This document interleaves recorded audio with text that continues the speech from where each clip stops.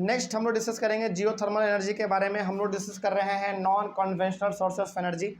Non conventional sources of energy में हम लोग 3 अलग अलग प्रकार के सोर्सेज ऑफ एनर्जी के बारे में डिस्कस कर चुके हैं, जिसमें हमारा सबसे पहला था सोलर एनर्जी, उसके बाद फिर था हमारा विंड एनर्जी के बाद फिर हमारा था न्यूक्लियर पावर।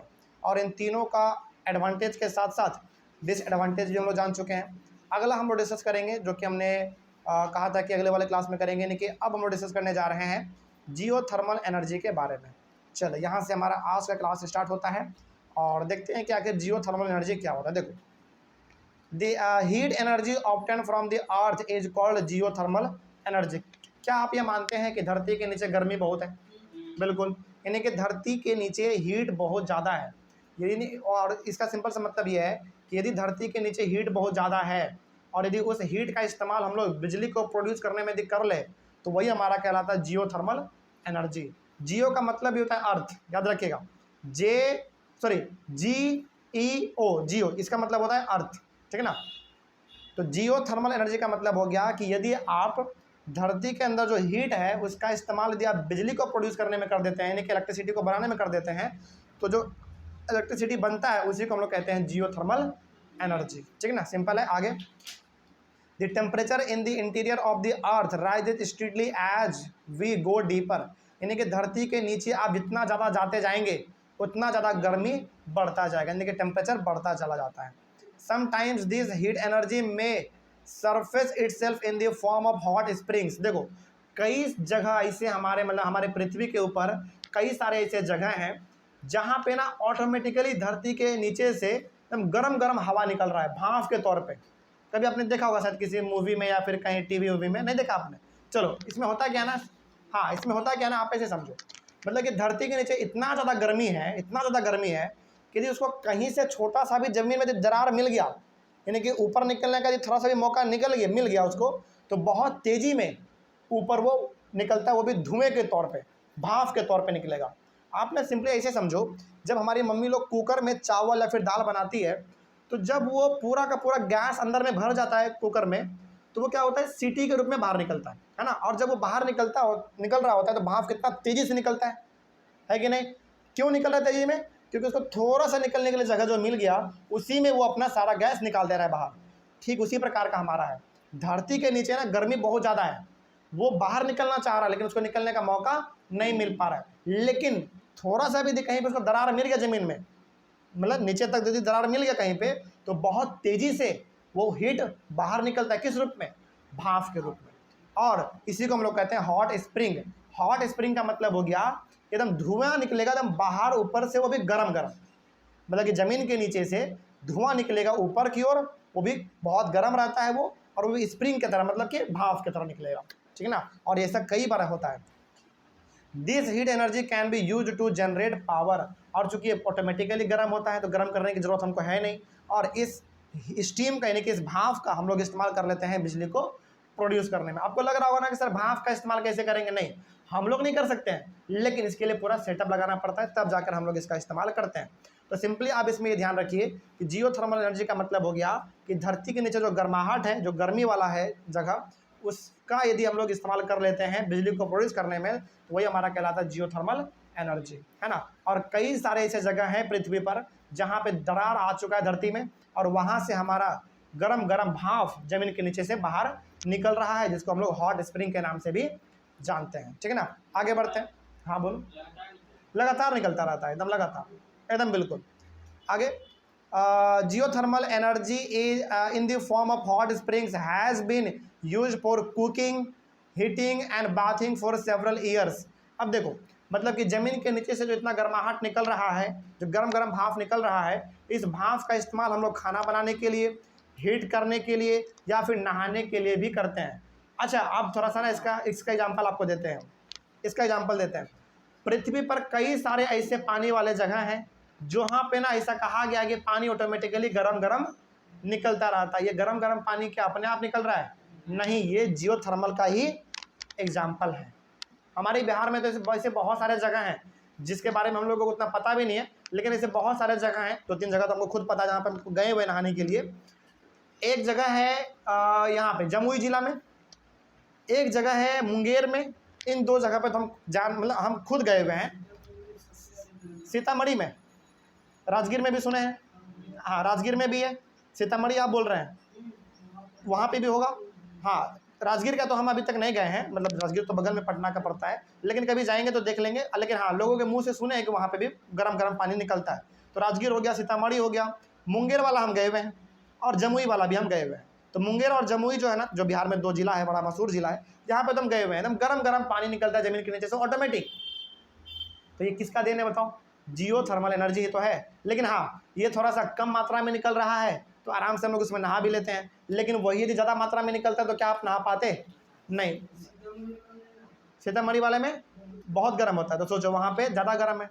तो ये वही यदि थोड़ा सा और पावरफुल तरीके से निकलने लग जाए तो फिर वो भाप के तौर पे बाहर निकलेगा, वो भी बहुत गर्म, जिसका इस्तेमाल हम लोग तो नहीं कर पाएंगे। लेकिन उस भाप के ऊपर यदि आप कुकर रख दो तो चावल आपका बन जाएगा, है ना। उसी प्रकार से यदि उसके ऊपर आप थोड़ा सा मतलब पानी वानी रख दोगे तो गर्म हो जाएगा, ऐसा होता है। लेकिन हाँ, यही चीज़ जब बड़े लेवल पे निकल रहा होता है तो उसका इस्तेमाल हम लोग बिजली बनाने के लिए कर लेते हैं। छोटा मोटा निकलता है तब तो हम लोग उसको तालाब बना देते हैं, टूरिस्ट प्लेस बना देते हैं, लोग आते हैं, घूमते हैं, देखते हैं, जाते हैं, है ना। लेकिन जब बड़े लेवल पे दिख जाता है तो फिर हम लोग उसको कमर्शियली इस्तेमाल करते हैं। कमर्शियली मतलब बिजली बनाते हैं, घरों में बिजली पहुंचाते हैं, इस तरीके से हमारा चलता है। आगे, USA has the world's largest geothermal power plant. USA के पास दुनिया का सबसे बड़ा जियोथर्मल पावर प्लांट है, यानी कि यहाँ पे सबसे ज़्यादा इस्तेमाल इसका होता है। उसके बाद है New Zealand, Iceland, Philippines and central America has also has large geothermal power plant. इन सारे के पास भी है पावर प्लांट जियोथर्मल का, लेकिन सबसे ज़्यादा यूएसए के पास है, ठीक है ना। आगे इंडिया का बात करें तो in India geothermal power plants are located in Manikaran in Himachal Pradesh. Himachal Pradesh में एक जगह है मणिकर्ण, वहाँ पे। और लद्दाख में एक वैली है, पुगा वैली, यहाँ पे भी आपको जियोथर्मल एनर्जी देखने को मिल जाता है। चलिए अब जियोथर्मल एनर्जी के बारे में थोड़ा सा इसका जो अच्छाई है वो देख लेते हैं, advantage. It is clean energy, ये बिल्कुल साफ है, ये धुआं नहीं करता है, मतलब कि धुएं के रूप में बाहर निकलेगा जरूर, लेकिन वो धुआं नहीं है, वो एक तरीके से भाप है ना। तो बड़ा ही साफ है। ये इको फ्रेंडली भी है। इको फ्रेंडली मतलब क्या पोल्यूशन करता है? बिल्कुल भी नहीं। क्या आवाज़ करता है? बिल्कुल भी नहीं। एकदम इको फ्रेंडली मतलब साफ सुथरा है सब कुछ। इट इज़ ऑलवेज अवेलेबल, ये हमेशा मिलता रहता है आपको, मतलब ये हमेशा अवेलेबल रहता है। लेकिन इसका बुराई क्या है? बुराई देख लो इसका। It is located far away from cities. अधिकतर ऐसा देखा गया है कि जियोथर्मल एनर्जी जहाँ भी पाया जा रहा है वो शहर से दूर होता है। अच्छा जरा बताओ, शहर से दूर क्यों? लॉजिक जरा समझाओ हमको। क्योंकि देखो, शहर ना पूरी तरीके से भारी भरकम वाला इलाका होता है। जैसे यदि आप एग्जाम्पल लो पटना का, तो पटना के हर गली मोहल्ले में घर बना हुआ है, अपार्टमेंट बना हुआ है, पक्का पक्का रोड बना हुआ है। तो क्या लगता है आपको कि वहाँ पे छेद मिल पाएगा उसको बाहर निकलने के लिए? कभी नहीं। लेकिन यदि कोई हल्का ज़मीन मिल गया, जैसे गाँव वाला इलाका, खाली जगह, तो वहाँ पे फटाक से बाहर निकल जाएगा हीट। इसीलिए शहर से बाहर अक्सर ये देखने को मिलता है, क्योंकि शहर तो पूरी तरीके से पैक है भाई, पक्का रोड है, अपार्टमेंट है, कहीं से निकल पाएगा ये बाहर? जगह इसको निकलने का मिल ही नहीं पाएगा। लेकिन जहाँ पे हल्का जगह मिलेगा फटाक से बाहर निकल जाएगा, है ना। इसलिए अक्सर ये सिटी से बाहर ही देखने को मिलता है। It is costly to transport the electricity, यानी कि इसके थ्रू जो बिजली बनता है उस बिजली को ट्रांसपोर्ट करना, गली मोहल्ले तक पहुँचाना, वो थोड़ा सा महंगा पड़ता है, क्योंकि इसके सेटअप में पैसा बहुत खर्चा आता है। ठीक है, ये हो गया हमारा जियो थर्मल एनर्जी के अच्छाई और बुराई सब के बारे में बात हो गया हमारा। अगला है हमारा टाइडल एनर्जी। चलिए इसके बारे में जरा बात किया जाए। Energy generated from tides is called tidal energy. Tide क्या है? चलो इसका ना एग्जांपल देते हैं हम आपको। समुद्र में आपने देखा होगा वेव चलता है, लहर जिसको हम लोग कहते हैं, है ना, वही हमारा कहलाता है टाइड, सिंपल, है ना। अब सवाल है कि सर उसका इस्तेमाल कैसे करेंगे? बिल्कुल करते हैं। देखो इसमें होता क्या है ना, पहले तो ये समझ लो कि टाइडल एनर्जी क्या होता है। जो एनर्जी, जो बिजली टाइड के मदद से बने, यानी कि समुद्र के पानी का जो बहाव होता है, कभी कभार तो बवंडर भी उड़ जाता है समुद्र में, उस बहाव से जो हम लोग बिजली को प्रोड्यूस करते हैं वही हमारा कहलाता है टाइडल एनर्जी। इसमें इसका काम हम लोग कैसे करते हैं, कैसे बिजली बनाते हैं? देखो अगला पॉइंट वही लिखा हुआ है कि tidal energy can be use by building dams at narrow opening of this sea, यानी कि समुद्र के बिल्कुल बीचों बीच नहीं, समुद्र के किसी एक कोने में हम लोग एक डैम बनाते हैं बड़ा सा, ठीक ना, और उस डैम में हम लोग लगा देते हैं टरबाइन, चक्का लगा देते हैं, मतलब पंखी, और उस डैम से जब जब पानी का वेव टकराता है तब तब आपका पंखी अपने आप घूमता है, और जब पंखी घूमता है डैम का तो बिजली प्रोड्यूस होता है। इस तरीके से हमारा बनता है। लेकिन हाँ, इसका इस्तेमाल आप चाहेंगे कि पूरा कंट्री लेवल पे इसको बिजली बना के भेज दें, ये नहीं होने वाला है, ये कभी हो ही नहीं सकता है, क्योंकि समुद्र में डैम बनाना अपने आप में एक चैलेंजिंग काम होता है ना। लेकिन हाँ, मान लो यदि कहीं पे बन भी गया तो इसका इस्तेमाल हम लोग छोटे लेवल पे ही करते हैं, गांव मोहल्ले को देने के लिए बिजली, या फिर कोई फैक्ट्री वैक्ट्री चलाने के लिए, ठीक ना। आगे, during high tide the energy of the tides is used to turn the turbine installed in the dam to produce electricity. यानी कि जब समुद्र में बड़े बड़े लहर जब उठते हैं तो बड़े लहर के मदद से हम लोग डैम का टर्बाइन नचवाते हैं, मतलब कि पंखी नचवाते हैं, और पंखी जब नचता है तो हमारा जनरेटर चलता है, और जब जनरेटर चलता है तो बिजली हमारा ऑटोमेटिकली प्रोड्यूस होता है। इस तरीके से हमारा ये काम करता है। आगे, Russia and France have huge tidal mill farms. सबसे ज़्यादा इसका इस्तेमाल कौन करता है दुनिया में? रसिया और फ्रांस करता है। इंडिया का बात करें तो gulf of Kutch have huge tidal mill farms. Gulf of Kutch के पास बहुत ज़्यादा मतलब है हमारे इंडिया में टाइडल एनर्जी को इस्तेमाल करने का क्षमता, ठीक है ना। ये इंडिया का बात हो गया। अब इसका एडवांटेज क्या है देखो, it is non polluting, pollution बिल्कुल नहीं करता है क्योंकि पानी का सारा खेल है इसमें। इट इज़ इनएग्जॉस्टिबल, क्या ये कभी खत्म हो सकता है? आप ऐसे समझो ना, क्या समुद्र का पानी कभी खत्म हो सकता है? कभी नहीं। तो ये कैसे खत्म हो जाएगा? अगला, ये इसका अच्छा ही हो गया। बुराई इसका ये है कि it destroys wild life habitat. ये ना बहुत गंदे तरीके से हानि पहुंचाता है समुद्र में रहने वाले एक्वेटिक एनिमल को। क्योंकि देखो, आप पानी में क्या बना रहे हो? बिजली बना रहे हो, टरबाइन नचेगा। हो सकता है कि कई बार उस टरबाइन के नचने की वजह से, यानी कि पंखी जब नचता है ना, तो बहुत सारे एक्वेटिक एनिमल उसमें कट जाते हैं। बड़े बड़े शार्क, वेल, डॉल्फिन, ये सब आराम से उसमें कट जाते हैं, कई बार तो नुकसान होता है उसमें, ठीक है ना। अगला, it is difficult to use. इसको इस्तेमाल करना बड़ा ही डिफ़िकल्ट है, क्योंकि भाई आप पानी में बिजली बना रहे हैं तो ऑब्वियस सी बात है टेक्नोलॉजी बड़ा खतरनाक होना चाहिए इसका इस्तेमाल करने के लिए। अगला हमारा बायोगैस है, इस चैप्टर का सबसे लास्ट टॉपिक भी, और नॉन कन्वेंशनल सोर्स का भी सबसे लास्ट वाला हिस्सा बायोगैस। चल इसके बारे में जरा देखा जाए। बायोगैस का ये बड़ा मज़ेदार चीज़ है। हालांकि बायोगैस का इस्तेमाल हम लोग अब नहीं करते हैं, लेकिन जो हमारे दादा परदादा, जो हमारे बड़े बुजुर्ग थे, हमारे पूर्वज, वो लोग इसका इस्तेमाल करते थे। यदि आपके घर में आज भी कोई बड़े बुजुर्ग लोग हैं 80 साल 90 साल के, तो उनसे पूछिएगा, वो बताएंगे, भले वो इस्तेमाल ना किए हों लेकिन उन्होंने कभी ऐसा चीज़ देखा जरूर होगा। हम लोग तो नहीं देखे होंगे क्योंकि हम लोग नए जनरेशन के हैं, अभी भी है। चले बहुत अच्छा है तब तो।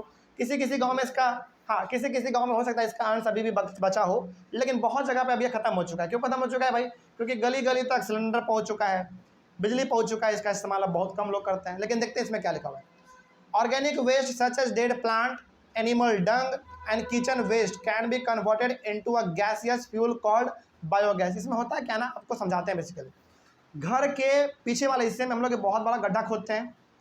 उस गड्ढे में हम लोग वो सामान डालते हैं जो सामान सड़ सकता है, गल सकता है। जैसे एग्जांपल, घर का सब्जी का छिलका, जैसे आलू का छिलका, प्याज का छिलका, खीरा का छिलका, उसके बाद फिर और बताओ बंधा गोभी, ये सब जो भी मतलब जो सड़ सकता है, जो गल सकता है। उसी प्रकार से फिर गाय का गोबर, फिर से प्लांट का टहनी, पत्ता, जड़, है ना, ये सब जो मतलब सड़ सकता है, जो गल सकता है, उसको हम लोग गड्ढे में डाल देते हैं। और कुछ महीनों के लिए हम लोग उसको गड्ढे को बंद करके ढक देते हैं, मतलब छोड़ देते हैं।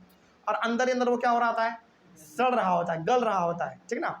अब उस सड़े हुए चीज़ों से, गले हुए चीज़ों से जो बदबू प्रोड्यूस होता है, जो गैस निकलता है, उसी का नाम है बायोगैस। और उसी गैस का हम लोग इस्तेमाल करते हैं अपने घरों में खाना वाना बनाने के लिए।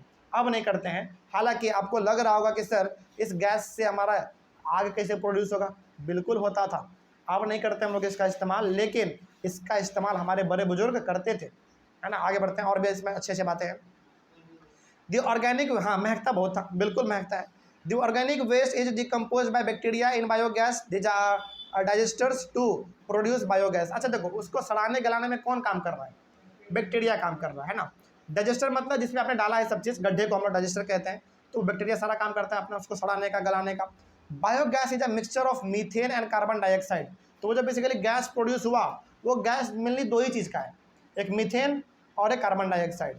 मतलब क्या ये मीथेन और कार्बन डाइऑक्साइड हमने खुद से क्रिएट किया क्या? नहीं, वो तो अपने आप प्रोड्यूस हुआ हमारा सड़े हुए चीज़ों से। Biogas is an excellent fuel for cooking and lightning. इसका इस्तेमाल हम लोग पहले करते थे खाना बनाने के लिए अपने घरों में, और लाइटनिंग करने के लिए, यानी कि घरों में आग जलाने के लिए करते थे हम लोग इसका इस्तेमाल। लेकिन इसके इस्तेमाल में ना सेटअप बड़ा तगड़ा चाहिए होता था, क्योंकि यदि बढ़िया सेटअप नहीं रहता था ना तो ये लीक कर जाता था। मतलब कि पाइप वाइप यदि अच्छे से आप नहीं लगाते थे तो ये लीक कर जाता था और बर्बाद हो जाता था हमारा गैस। तो इसमें सेटअप बहुत अच्छा लगाना पड़ता था ताकि हमारा गैस लीक ना हो सके, ठीक है ना। इसीलिए इसका इस्तेमाल आज हम लोग नहीं करते हैं, और आज के लोगों को तो ये इस्तेमाल करना भी नहीं आएगा। बिल्कुल नहीं आएगा, क्योंकि आज के ज़माने में हम लोग मॉडर्न हो चुके हैं।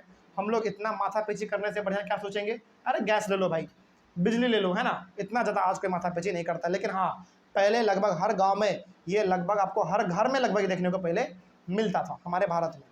Also biogas produces huge amount of organic manure each year. अच्छा एक बात बताइए, उस गड्ढे में जो आपने चीज़ों को डाला सड़ने के लिए, गलने के लिए, उससे जो गैस प्रोड्यूस हुआ, उस गैस का तो आपने इस्तेमाल कर लिया खाना बनाने के लिए, लाइटनिंग के लिए, लेकिन जो वेस्ट प्रोडक्ट अभी भी उसमें पड़ा हुआ है, उसका इस्तेमाल हम लोग क्यों, किस चीज़ का, मतलब किस चीज़ के लिए करेंगे? खाद बनाने के लिए। यानी कि वो बन तो गए। देखो, इससे दो फायदा है, मतलब दो तीन फायदा है। पहला तो ये कि आपने वेस्ट प्रोडक्ट को ऐसे फेंका नहीं कहीं पे, आपने वेस्ट प्रोडक्ट को एक जगह पे इकट्ठा कर दिया, कचरा होने से बच गया हमारा, पहला चीज़। दूसरा चीज़, गैस प्रोड्यूस हुआ तो हमने उसका इस्तेमाल कर लिया।